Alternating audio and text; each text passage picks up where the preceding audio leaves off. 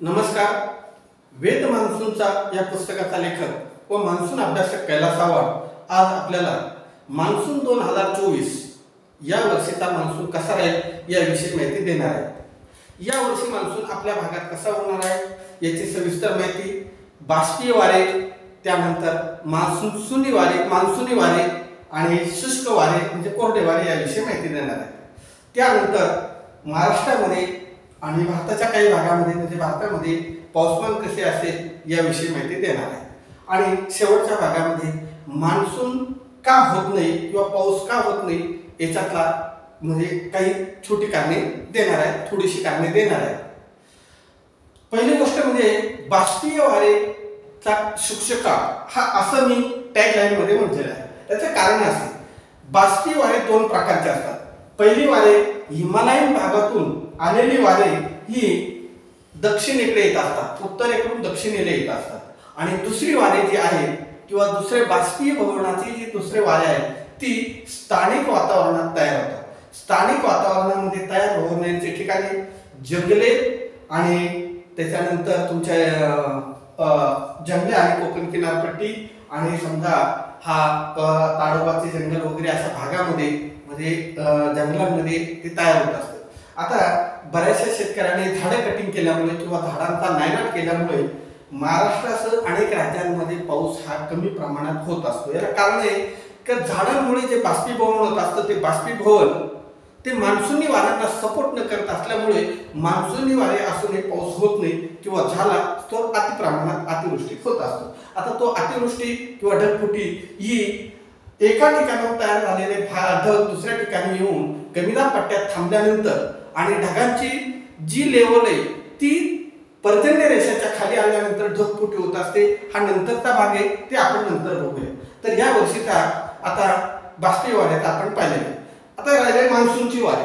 मान्सूनच्या वाऱ्यांचे 3 प्रकार आहेत. पहिला प्रकार आहे आग्नेय दिशेकडून येणारी वारे, म्हणजे आपला अंदमान निकोबार बेटे, म्यानमार, अंदमान निकोबार बेटे आणि ऑस्ट्रेलियाकडून येणारी जी वारे, आग्नेय दिशेकडून येणारी वारे मालदीव व लक्षद्वीप बेटांच्या मधून अरबी, केरळ आणि कर्नाटक मधून घुसून भारतात एंटर करतात. त्यांना या दिशेच्या वाऱ्यांना नैऋत्य वारे म्हणतात.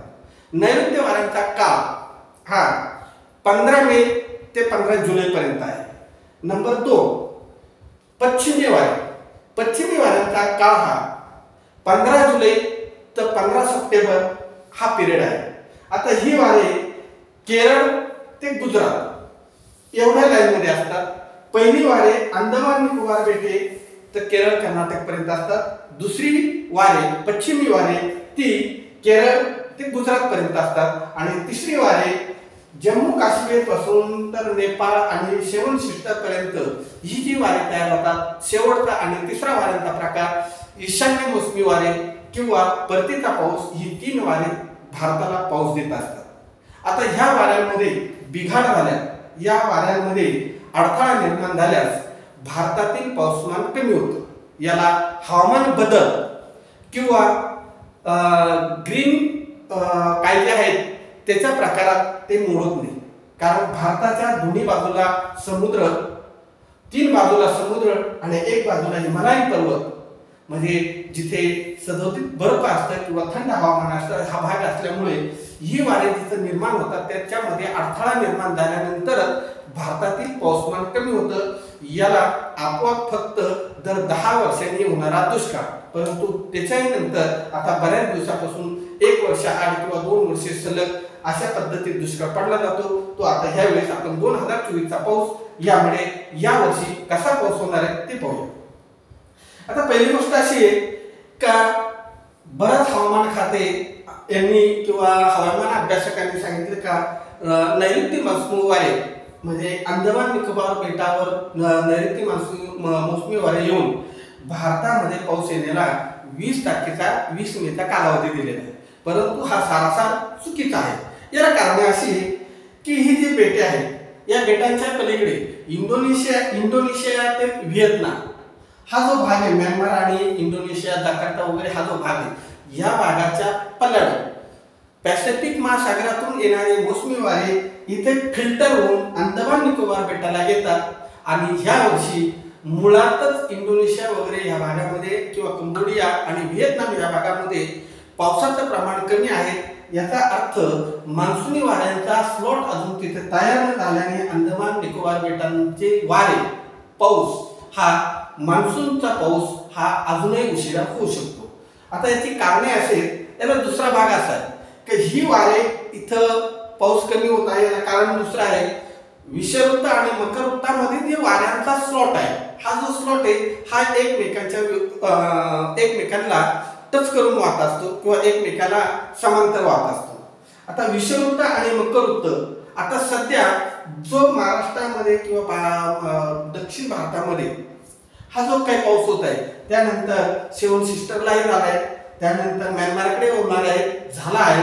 हा जो पाऊस आहे हा मकर वृत्तावरून निघलेले वारे हे दोन मध्ये डिवाइड झालेले आहे। एक वारे मालदीव आणि लक्षद्वीप पासून ओमानच्या खाडीकडे गेलेले आहे, तर दुसरा भाग हा बंगालच्या उपसागरातून आणि काही अंशी भारताला छेदून भारताच्या या भागामधून आपल्या नागपूरवरून परत असा टर्न मारून म्यानमारकडे गेलेला आहे। आता याचा पडताळा तुम्हाला 23 तारखेला या म्यानमारच्या या भागामध्ये बंगालच्या उपसागरात अंदमान निकोबार बेटापासून पुढे आणि म्यानमारच्या याच्यापासून ही जी बेटे दिसतात, या बेटांमध्ये 23 तारखेला कमी दाबाचा पट्टा तयार होऊन वादळ तयार होत आहे आणि ते वादळ म्यानमारकडे आतमध्ये जात आहे। आता ह्या वादळाचा फरक मान्सूनवर, भारतीय मान्सूनवर पडणार आहे, कारण ती वादळ जी आहे ती भारताकडे न येता भारताच्या विरुद्ध दिशेला जात आहे, म्हणजे मोसमी वाऱ्यांच्या विरुद्ध दिशेने आतमध्ये एंटर केल्यामुळे महाराष्ट्रासह भारताच्या बऱ्याचशा भागामध्ये 15 मे नंतर किंवा 16-17 मे नंतर पाऊसमान कमी होत जाणार आहे। आणि त्यानंतरचा पाऊस कसा होणार आहे हे 15 मे ते 15 जुलै ह्या काळातील पाऊसमान कसा राहणार आहे याविषयी माहिती घेऊया। आता सध्या 18 ते 19 मे पर्यंत केरळ, तामिळनाडू, कर्नाटक आणि आंध्र प्रदेश या भागातील म्हणजे इथून खाली दक्षिण भागामध्ये पाऊसमान सलग 4 दिवस व्यवस्थित राहणार आहे। त्यानंतर कोकण किनारपट्टीकडे व्यवस्थित राहणार आहे आणि तिथून मात्र ही वारे जी मकर वृत्तावरून आलेली जी वारे आहे ही इकडे अशी टर्न मारून आतमध्ये येत आहे आणि त्याला पश्चिमी वाऱ्यांचा अवरोध म्हणजे विरोध तयार होत असल्यामुळे ही वाऱ्यांचा कमीदाब पट्टा हा केरळ, तामिळनाडू पासून तर हा गुजरात, राजस्थान पर्यंत तयार झालेला आहे आणि त्या तयार झाल्याच्या जोड वाऱ्यामुळे हा जो सह्याद्रीच्या पूर्व बाजूला किंवा शिवालिक पर्वतांच्या पूर्व बाजूला जो पाऊस होत आहे तो पाऊस सध्या होत आहे। परंतु ही वारे जास्त प्रमाणात म्हणजे 25 km किंवा ताशी 25 किलोमीटर वाहत असल्यामुळे मोसमी वाऱ्यांना त्याचा अडथळा निर्माण होत आहे। यामुळे मुळात जून महिन्यातील म्हणजे आपल्या शेतकरी वर्गाला पाऊस पेरणीसाठी होणारा पाऊस हा फार चांगला होईल याची शक्यता मावळली आहे किंवा कमी झालेली आहे। याला कारण की जर आपल्याकडे बाष्पीय वारे आणि मोसमी वारे येत नसल्यामुळे महाराष्ट्रामध्ये सध्या पेरणी लायक पाऊस होईल याची गॅरंटी कमी झालेली आहे। आता या वर्षी आपण कुठले पिकं पेरायचे ती बघावं। आता पहिल्या भागामध्ये मी मागच्या वर्षी सांगितलं होतं का कमी पाण्याची पिकं पेरावी। आता जास्त पाण्याच्या पिकामध्ये कापूस येतो आणि त्याच्यानंतर सोयाबीन येते आणि मका येते। या पिकांना ज्या शेतकऱ्यांकडे पाणी आहे त्या शेतकऱ्यांनी पेरावी, अन्यथा जिरायत किंवा कमी पाणीवाल्या शेतकऱ्यांनी ह्या पिकांना पेरायचं नाही। नंबर 2 ची गोष्ट, त्यानंतर 30 तारखेनंतर म्हणजे 30 ते 31 मे नंतर ते 7 जून नंतर जर बऱ्यापैकी पाऊस झाला तर पेरणी योग्य पाऊस जर ज्या शेतकऱ्यांकडे किंवा ज्या गावात झालेला आहे त्याच लोकांनी पेरणी 7 जून नंतर किंवा 15 जून पर्यंत पेरणी करायची। परंतु ती पेरणी करताना शक्यतो कमी पाण्याची पाणी लागणारी पिके घ्यावी। आता कमी पाणी कुठल्या भागात होणार आहे किंवा कमी पाऊस कुठल्या भागात होणार आहे हे आपण या नकाशाच्या द्वारे बघू। कोकण किनारपट्टीला मध्यंतर सर्वसाधारण पाऊस पडणार आहे, म्हणजे जास्तीत जास्त 45 ते 60 मिलीमीटर एवढा पाऊस म्हणजे 45 ते 60% एवढा कोकण किनारपट्टीत पाऊस होणार आहे। जास्तीत जास्त 70% यापेक्षा 15 मे ते 15 जुलैपर्यंत हे पावसाचं कोकण किनारपट्टीचा राहणार आहे.